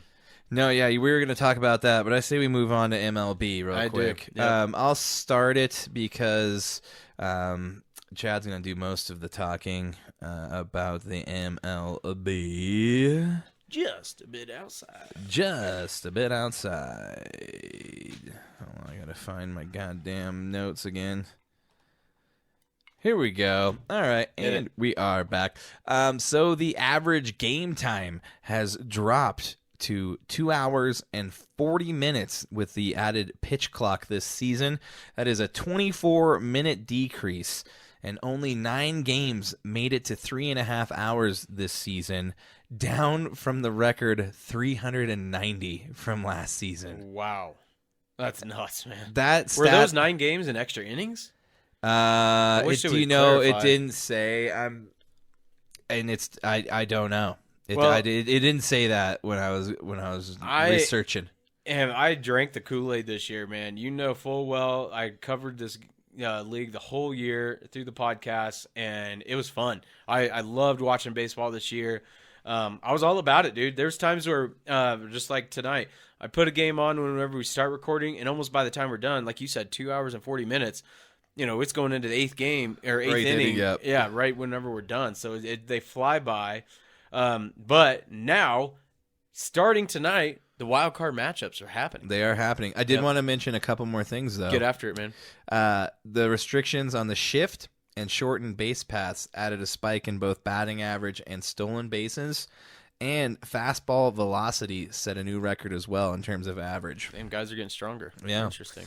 But now we can move on. I do like that the shift it kind of moved because, no one wants to see a bunch of 2-0, 1-2 games. Like, that gets boring. The shift got to the point where it was too crazy. It's almost where like you had guys cheating. like all the way on one side of the field. And unfortunately, with baseball being the most statistically covered sport, I think. Oh, ever. There's so many acronyms that are hard, like WAR and wins Advanced over replacement and Oh, yeah. all these crazy things. There's so many stats that Slugging they literally you know where guys are going to hit the ball. There's enough statistics that 75% of the time this left-hand hitter is going to pull the ball. Yep. So I was glad that they changed that. It was huge that they changed that. It was just and plus it just looks stupid. Like everybody's over here. Like it looked like some rec league softball shit. You know? Maybe it looks like the tush push. Maybe. Well, we're not going to talk about tush push. It looks pretty goofy. I don't oppose it. I don't oppose it, but it looks pretty fucking goofy. All right, well, we'll talk about this real quick, but I'm going to say this right now. If it wasn't for the fact that Daniel Jones and the Giants tried to run it last night and people got hurt, it wouldn't be an issue. No, but because people got hurt, now they're like, well, now we have to look at it because... I think it's hilarious. Other teams are trying to running it and failing. Yeah. It's you don't have a quarterback that can squat 600 pounds. Yeah, we were talking about today. It's just like, why don't you just run the same thing defensively? Yeah. Do a reverse tush push. And I don't get why there hasn't been more fakes in it. I mean, how many times do you see there's been a lot of fake punts this year. They've done it so well. It would be so easy for him to like just do some like little fake like they tried that hike it back. Yeah. Yeah. It was the Thursday night game against the Vikings. It was kind of funny. They tried to get fancy with it and they faked it. And then when he tried to roll out, he tripped over his running back. So doesn't always work. Yeah, it doesn't always work. But in other MLB news, so the wild card matchups, we're watching the Phillies and Marlins right now. The Phillies are up 1-0 with 2 runners on at the bottom of the 4th. Sound like an announcer right now. Yep. Yeah, what's the Dodgers got? Shit. I'll just say Harry Carey. That's the way to go. Harry Carey's awesome. Fuck. Yeah, it just passed away, I think, like last year. Yeah, it was last year. But on the Vin Scully. Vin Scully, legend, dude. Yeah, legend. In the other National League wild card, Diamondbacks versus Brewers, that game. Diamondbacks are up 4-3 right now. And then American League, the Rangers are taking on the Rays. And then Blue Jays versus the Twins. I think the last time I checked earlier, because the Twins and the Blue Jays were the earlier game, I think the Twins won that game. So Twins 3-1, and it actually said Texas 4-0 over Tampa Bay. Nice. Yeah, I was hoping the Rangers would take that. So that is the wild card going on right now. I just saw who's on base on this one. I saw now the bases are loaded in that Arizona game with Milwaukee. Oh, nice. Oh, did he get it? Ah, fuck, he got thrown out. Damn, look at this, man. He tried reaching way over. That was a great play by the catcher. Screwed. Yeah. Put a little money on the Phillies to cover the spread tonight, so they need to win by 2, and they currently are. Yeah, good. We'll see what happens. Another amazing stat from now that the whole baseball season's over with, we can get the whole big picture thing of it. The attendance was up 9.6 from last year. Yeah. That's insane because we've seen a steady decline for like the last 20 years. And finally, maybe because of the pitch clock, I think maybe because of guys like Ohtani, Acuna, even Vlad, or, just these stars in baseball. And like what we talked about like a month ago or something. Yeah. How after they hit home runs, they put big chains on or act fucking goofy. They're bringing more of a fun aspect to baseball. Bong. Yeah, let's not forget about the dong bong. That's fucking nuts, man. Yeah, I mean, they're the doing dong bong, crazy shit. I mean, one of the Phillies guys just got a double and he flipped off like some guy on first base and shit. Like things are getting hardcore. They're throwing gang out there, signs man. now. I love it.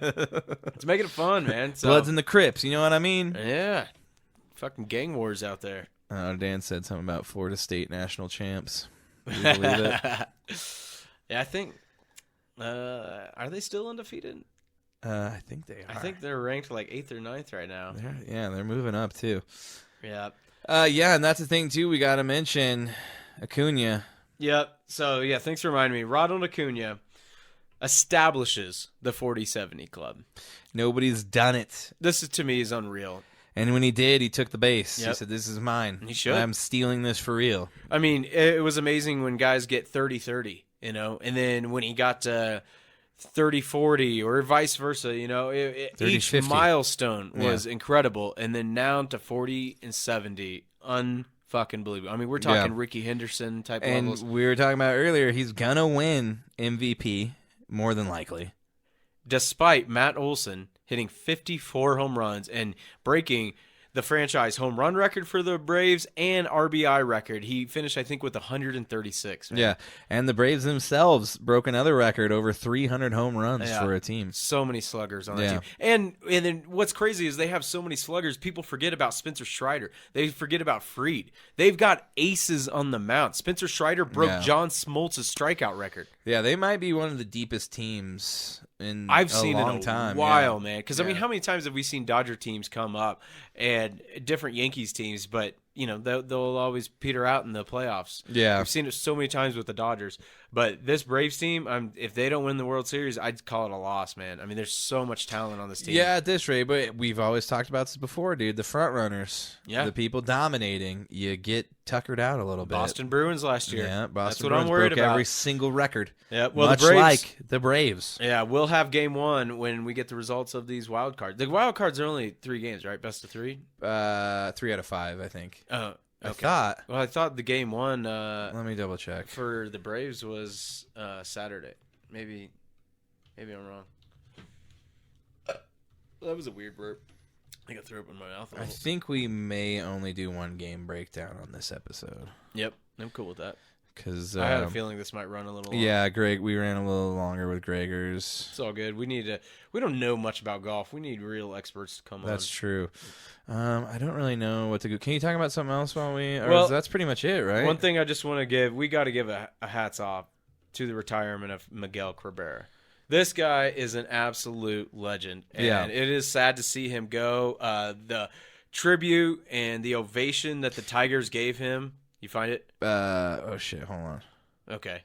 Keep going. Yeah, nicknamed Miggy, a Venezuelan player, played first baseman, third baseman, and then designated hitter later in his career. Played for the Marlins, Tigers, pretty much the Tigers his whole career.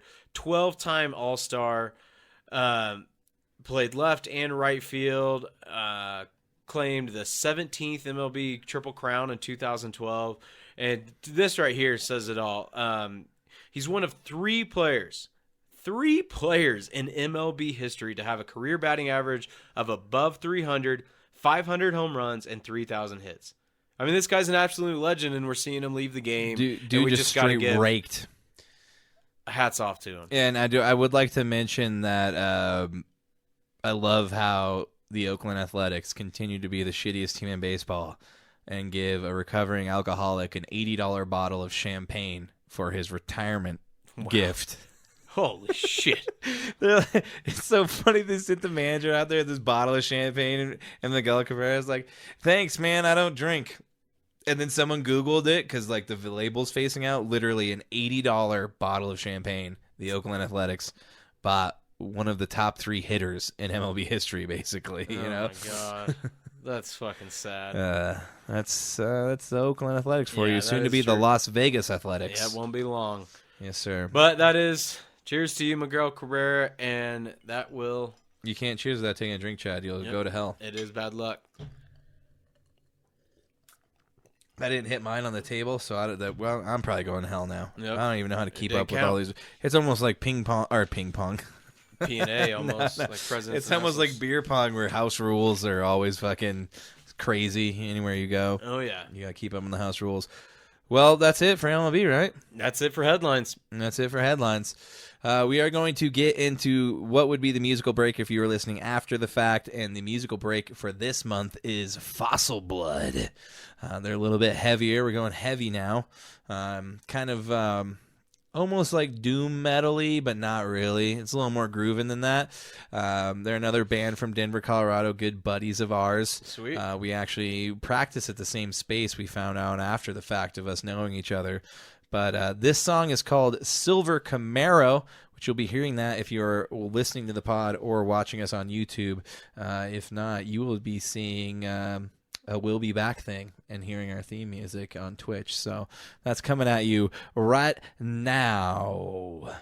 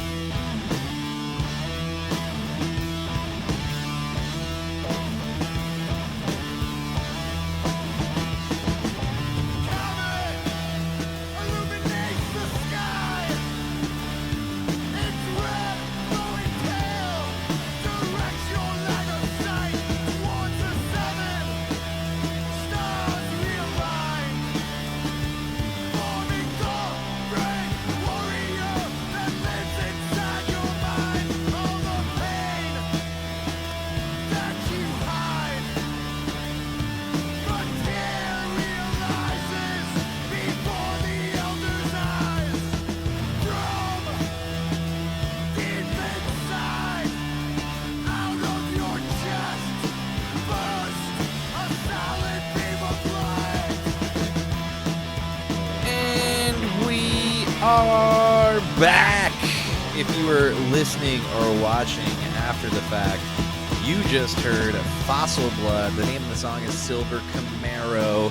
If you like what you heard, you can go to fossilblood.bandcamp.com. And that's Fossil, fossil like the dinosaurs. Fossilblood.bandcamp.com.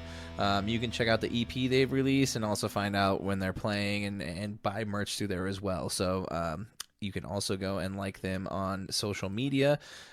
They post on there as well when they're playing shows. So give them a like, listen, and follow. And they are the music break of this month. So thank you, Fossil Blood. And you guys on Twitch, we are back live. Check it out. Ready and willing like a girl on prom night. Nice. If you will. If you will's the and keyword. We just got canceled. Well, we did initially have 2 breakdowns and 2 deep dives planned, but we had some fun with Greg, and we went a little long in the headlines. So we are only going to do 1 game breakdown before we hit the DDOE and get out of here. The game we are going to break down is Miami versus Buffalo. It was supposed to be the game of the week. It was a pretty good game if you were a fan of the Buffalo Bills, as they annihilate the Miami Dolphins 48-20. I think they probably could have put up 60. They could have. I was wrong, and I'll be the first to admit this. My hot take at the beginning of the season, which seemed like I was right on the money. I totally forgot about that. Yeah, that's the thing. When we make these claims, you get a sound effect of something cooling. I don't know how to do that, but Frozen. Yeah. Like, whoosh. Like, just get a sound effect from Frozen. Maybe that's it. Because your hot take. Let it go. You didn't need to do that. You didn't need to do that. Now it's stuck in my head. I was wrong, and I'll be the first to admit it. The Bills may be back. Yep. They show the league they are still an offensive powerhouse after hearing about Miami's 70-20 win over Denver all week long. Not only did they show it on offense, they showed it on defense as well, holding Miami to 3 of 10 on 3rd down and 0 of 3 on 4th down. Yeah. Also forcing 2 turnovers and sacking Tua 3 times, who had only been sacked once up until then. Yeah, they really disrupted his timing. And like I mentioned earlier, when left tackle Armstead went out, that really changed the game. Yeah, that was huge. I mean, that guy's a pillar for Tua. I mean, Tua's already kind of short. He needs, some protection, and so they were really able to get to him. That defensive line of the Bills was fucking all over the place. You look at Ed Russo, Ed Oliver. They don't even have Von Miller back yet. Like, that's what's scary. He's practicing again, though. God damn, Soon. I hate to hear that. Shit. I don't know how much longer he's going to be effective, though. Yeah. At this point, he's going to be rotational, playing. You would think so, yeah. Maybe a 3rd down here and there, you know, but... Josh Allen, 5 TDs on the game, man. I mean, he always plays good against the Dolphins, but goddamn, dude. 4 passing and then 1 rushing touchdown. Yeah, ends up 21 of 25 on 320 yards. Like Chad said, 4 passing touchdowns, 1 rushing, 4 carries of 17 yards to add to that. Josh Allen was looking pretty good. And only 4 incompletions, man. Yeah, and him and Stephon Diggs, the connection is back. Yeah. It's 6 catches, 120 yards, and 3 tutties. I think sometimes Diggs, when Diggs goes up against another premier number 1 wide receiver, he really wants the ball and he wants to show out. Sometimes he can, and other times it doesn't happen. But in this game, when he's going up against Tyreek, it may not be when they're on the same field, but in an element, it still kind of is against each other. You're competing against each other at the end of the day, position-wise. I mean, because for a long time, people have been saying, Tyreek's one of the number 1 wide receivers, along with Justin Jefferson, but Stephon Diggs won that battle that day. He definitely did. Buffalo never trailed in this game. It's their 8th straight win over Miami, and they are now 12-2 in the last 14 meetings. So Buffalo has been dominating. It's almost like a big brother, little brother situation all of a sudden. Like, you guys thought you're pretty good, beating up on Denver's defense that makes everybody look like all pros like Justin Field. But, when you play a real team in the NFL, that's a competitive team. Yeah. And Mike McDaniel, it was pretty cool to see how humble and how much respect he had for the Bills, too. It wasn't like he came out there and made excuses or anything like that. He said this is why they've been the big brother and owned the division for so long. This is why everybody's trying to beat them. It was pretty cool.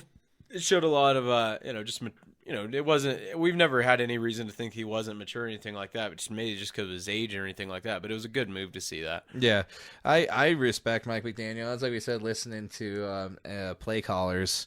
That it was awesome, man. Just listening to his episode, I was like, damn, dude, I'm this pretty guy's sure on another level. If I had to pick 2 coaches to hang out with, just to have a beer or eat a cheeseburger, it would definitely be Big Red and Mike McDaniel, because he'd probably smoke a joint and drink some whiskey with me. I'm gonna say though, I hate that fucking State Farm commercial with Patrick Mahomes and Andy Reid. Dude, man, dude, if I was give me some of them nuggies. Yeah, but dude, of course you're a Broncos fan. You're gonna hate I had to watch fucking Russ do his Subway commercials. We're like, it's spicy. That's bad, dude. People love the State Farm commercials. I think Chiefs fans love the State Farm commercials. You're biased, dude. I want to see you show me a breakdown of statistics of Chiefs fans and regular people. Okay. Until you can provide that information, I call bullshit. Case in point, Travis's stepdaughter. They create fans that don't even really like football just because they make football fun, dude. They run trick plays. His they run stepdaughter probably literally became a Chiefs fan 2 weeks ago when the Taylor Swift rumors happened. So I don't want to hear it. Dude, I get this. So you'll see this guy at work, Drew. He's Jamie's brother. He asked me if I have a Travis Kelce jersey, and it's one of the 5 jerseys I don't actually have. And I said, what? And he's a Broncos fan. And I was like, why do you need a Travis Kelce jersey? He's like, and his wife, I guess, is a big Swiftie. And he's like, Cassie's wants to be Travis Kelce and Taylor Swift for Halloween. I was like, that sucks. Is he a Broncos fan? He's a Broncos fan. Dude, I wouldn't do it. I know. I would be like, no, that's where I draw the line. No, I'm sorry. I'm like, you can be Taylor Swift, and I'll be anything else. I'll be Joe Jonas or whoever else she dated Or before. we could go to marriage counseling because I just ain't going to do that. Otherwise, no way. we might be getting a divorce. If Hannah was like, no, let's be Tom Brady and Kim Kardashian, I'm like, no, I ain't not happening. Gonna do it. Even if he's retired, not happening. Gonna do it. Yeah, but I just thought that was hilarious. Yeah. He was wondering if I had even just a Chiefs shirt I could get to. I'm like, yeah, no problem, dude. I can get you that real quick. Definitely. One thing we do need to talk about, though, Devin, did he say a chain now? Or what? No, I'm pretty sure it's A-Chan. A-Chan. Okay, so Devin A-Chan is looking like the legit number 1, has supplanted Raheem Mostert. 8 carries, 101 yards, 12.6 yards per carry, and 2 touchdowns. Fast.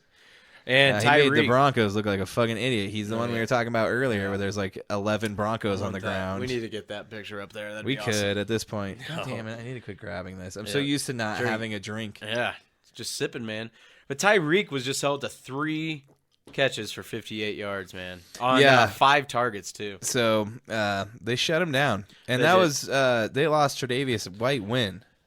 I want to say it was third quarter. I'm so pretty sure it was third quarter. That means Tyreek was. Oh, he was shut down most of the game. Yeah, most of the game. So. I mean, that's just it. Is this is a big win for the Bills, but I mean, it just makes me think because of last year. Last year they lost Micah Hyde, they lost Jordan Poyer.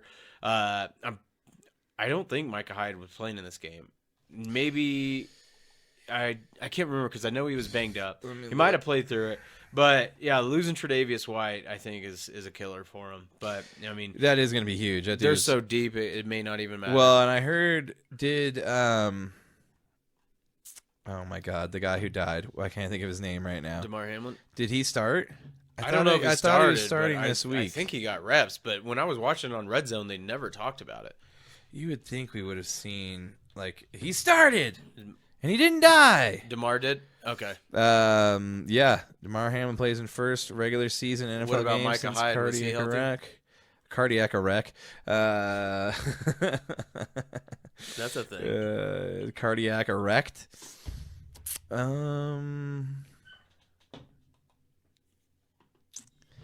I think he did play. I see these 3 former Iowa players made an impact during week 4. Let me get down here. Micah Hyde, the Bills. Hyde and company answered the call, turning just 2 touchdowns and ran to a 48-20 victory. Hyde finished with 5 tackles, tied for 3rd highest on the team, and added a 23-yard interception return. Goddamn. It's hard to keep up with all this stuff, guys. Yep. We do our best, but there's just so much information, and with also having a life outside of sports, and barely. Yeah. Well, the Bills next week head to across the pond to take on the Jaguars. Get some fish and chips if you don't been mind. there since this week. Oh, which we got to talk about real quick. Chad, did you watch the Fun Day Toy Story simulcast? I watched about 30 seconds of it, but then I have seen a lot of videos and stuff of it. Yeah, I woke up right away, and then I started watching the original cast, if you will, the original cast. Like the regular cast. Yeah. Yeah. Then There we go. I was like, oh shit, I forgot about the fucking Toy Story. Clicked it over to that, and it's like broken. Oh, it was? Yeah, I was wondering what you were talking about. It like, I guess the players were like glitching. Oh shit. Because I saw like one thing happen, and then it just went to like trivia. Like it was like, wow, that was what like... happens on 4th and 10, or like what happens after 4th down if you don't get it? Like it's like all these to bring kids in. Oh yeah, no. But then it did end up working, and there was like a few cool plays. There was the Trevor Lawrence run that was pretty cool, and the pick six was cool. That was pretty cool. But yeah, it was definitely broken. I think they need to work on it. Well, and from what I've heard, next week. Kids loved it. From friends that I have and stuff that their kids watch it, they really like it. So it was a success. I don't want to mention him because he'll probably steal something else from us, but Zach Bai was talking about how his kid was super stoked on it. It was cool. They had like Slinky the dog as like the yard marker. That's cool. Yeah, he was like the first. That's awesome. Showed you how far they had to get. The claw would pick up the ball. And that was cool. The claw. Yeah, Toy Story is awesome, man. I remember being super Those are sad movies. young and like wanting to go watch the movie in theaters. That shows how old I am, because it's crazy that it's like almost 30 years old. And yeah, that shit came out a long time ago. I didn't clean my room, and my mom wouldn't take me to the movies to go watch it. I was really bummed out, but eventually when it came on DVD, I did. Yeah, well, now when you watch it, like when you're older, it's a lot sadder. You're like, all of them, this is fucked up, dude. Hannah won't watch Marvel movies with me anymore because childhood's they gone. Make her cry. They make her cry. Do we watch Ant-Man? We're almost caught up. I forgot to tell you, oh my god, we're gonna go way over on this episode. It's okay. We're almost caught up. I can't remember what we have left. We got Thor: Love and Thunder. We watched the new Ant-Man. Are you watching the shows in between? Like, are you watching in chronological We were doing order? it, but there was like that werewolf show that I'm like, I don't know what the fuck that is. And I've heard it's they good. have a new. They're advertising it again like it's brand new. Because they came out with the colored version, I think. I think that's what they did. Chad, you can't say that anymore. Nice. Why's it got to be colored? Yeah. Well put. But yeah, we're almost caught up, dude. We're almost all the way to like new stuff. Well, perfect, because Loki starts in a few days. I know. We're almost ready to watch that. You know, Deadpool comes in that too. He makes an Chad, appearance. you can't say that either. Deadpool comes in that? Jesus Christ. We're going to get canceled. I'm saying all kinds of dirty things tonight. Getting nasty. All right, man. It's time to hear the official mascot of this show. And sponsor. And unofficial sponsor. Yep. Good Boy Seltzers will be sponsoring us soon enough. Yep. The man himself, Mr. John Daly, is about to hit it hard, man.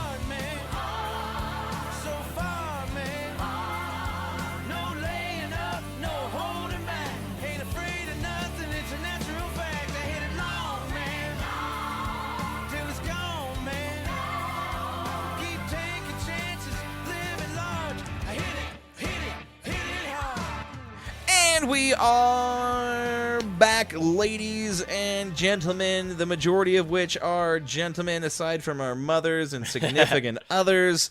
But soon enough, we will have a lot of the female persuasion listening to the show because we love everybody. That's all right.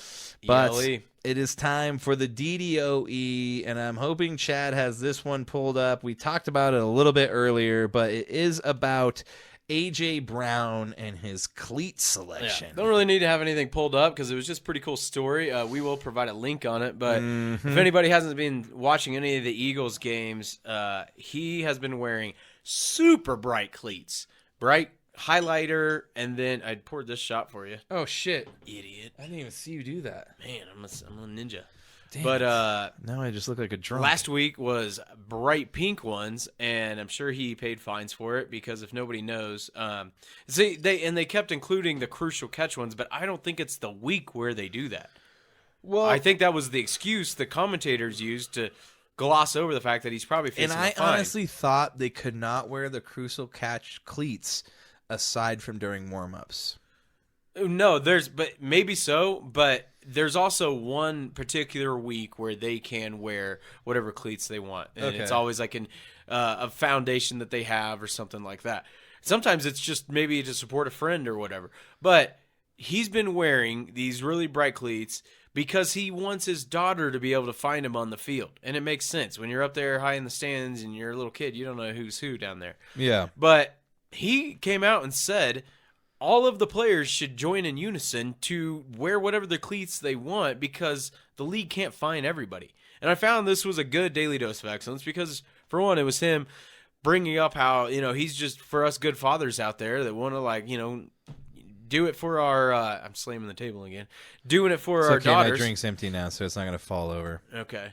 But that's just it. That's why if anybody doesn't know the history of the NFL, a long time ago, back thinking the 80s or something, they were nicknamed the No Fun League for NFL because they will find someone for wearing the wrong socks or find someone for wearing the wrong cleats, and it's just fucking dumb. Just let them make them wear the uniforms, whatever, but just let them wear whatever cleats they want. I mean, come on. Yeah, we've seen this before too. During the bubble in the NBA, Jamal was wearing cleats for not cleats on him. Or cleats. Shit. That would be hard. Well, you never know. We're talking about cleats. He was wearing shoes, and I can't remember what they said on them, but they were very it meant something that was a lot to him. And when he talked about it after the game, he actually got emotional for why he was wearing them. But it's stuff like that, and the NBA's loosened up on it a lot. We were talking about earlier today at work, which is weird to say now that we were talking about earlier today at work, but we were talking about it, and they used to fine NBA players for not having their fucking jerseys tucked in and shit like that, and and they used to. I'm pretty sure they used to do that in the NFL as well. If you got tackled, you need to go tuck your jersey back. Now you see guys do the opposite, where Chase Young and Ezekiel Elliott are trying to show off their abs, and they're wearing crop tops and shit. But I mean, it's just fucking cleats. And then AJ Brown does it for a good reason, so that his daughter could find him on the field. Loosen up, NFL. Well, can we just not be the no fun league? Yeah, and there's been instances too where somebody close to them dies from something, and they'll wear cleats if it's whatever cancer ribbon color that they died from, and the NFL will fucking fine them for it. It's insane. It's just dumb, what are you doing, dude? It's just they're the world police. Yeah. Or something. Meanwhile, we're not throwing flags on guys for humping in the end zone 3 times, just like Key and Peele. It's just where are the priorities? I know. Come on now. 2 pumps. That's it. Yep. That's 3, all he gets. 2. That's a flag. Well, yeah. 2 could just be stretching. 3. I didn't want to bring it up, but that one ref during the Chiefs game waited a long time to throw that flag on that interception. Yeah, on the Lions player that did it. No, the Jets player. No, I didn't see that one. That interception that I can't remember. I forget who it was, but Sauce Gardner got the call because the Chiefs receiver kind of ran into him. It was they called holding, but it looked kind of like incidental contact. It honestly looked like the receiver created most of the contact. But then the ref sat there. The contact happened. The ball got tipped. The ball got intercepted. And then the ref throws the flag. Oh, you're talking about the pivotal holding call. Yeah, no. I've got a still from it, man. Sauce Gardner's hugging him. It's come on. It's just not even I see a hand here. I see the receiver pull away. I see it go up here and drag across. I didn't see this. No, he was. I didn't see holding on the Mahomes run where the left tackle literally has a guy like this, and see, that's what I can't stand. Clubbing him in the face. It's like when the Chiefs get the calls. It's oh my god! But every time, it's how okay. about the horse You've collar? Got America's how sweetheart about the now. horse collar? You've got America's sweetheart. Exactly. Now. It's okay. It's like when the Chiefs get the flags called on them. No, that's the way it should be. And then there was clearly a jersey being pulled that wasn't a horse collar. No, I'm talking about the horse collar. Okay, I didn't see exactly. that one. Oh, you see, case in point, dude. Tired of this fucking shit, man. Chad's pissed. Fucking tired of it. Chad's pissed. He hates biased. His team just won the Super Bowl and they're still good, but there are people talking haters. Slightly bad about. Oh God, you guys are meanies. Nope. We win, but you guys are the meanies. Because we win. Oh, that's flag. This flag. Oh, yeah. What about the bullshit calls? How about the fucking I just face loved mask? how pumped Mahomes got after that. Like, yeah, there was a reason why you had a 15-yard hole to run through. Oh my god, dude! When I watched the Bears game, there were so many fucking They holding calls. They literally we could have sacked Justin Fields. They could have 1,000 thrown times. a flag on the Jets guy that was getting held for him clubbing the left tackle in the face for being held. That's what I'm talking they about. honestly should have. Juwan Taylor was not in the end zone when they called that safety. I've got a still from that to prove it. It's fucking bullshit. But no, we only need to point out there's the just calls. a little bit of a face mask. No, it was a face mask, but it wasn't in the end zone. It was. I saw the still of the face mask in the end zone. Pull it up. Pull it up right now. Hey, regardless, we'll talk about this after the fact, but we need to get out of here. Chris, on air, is that in the end zone?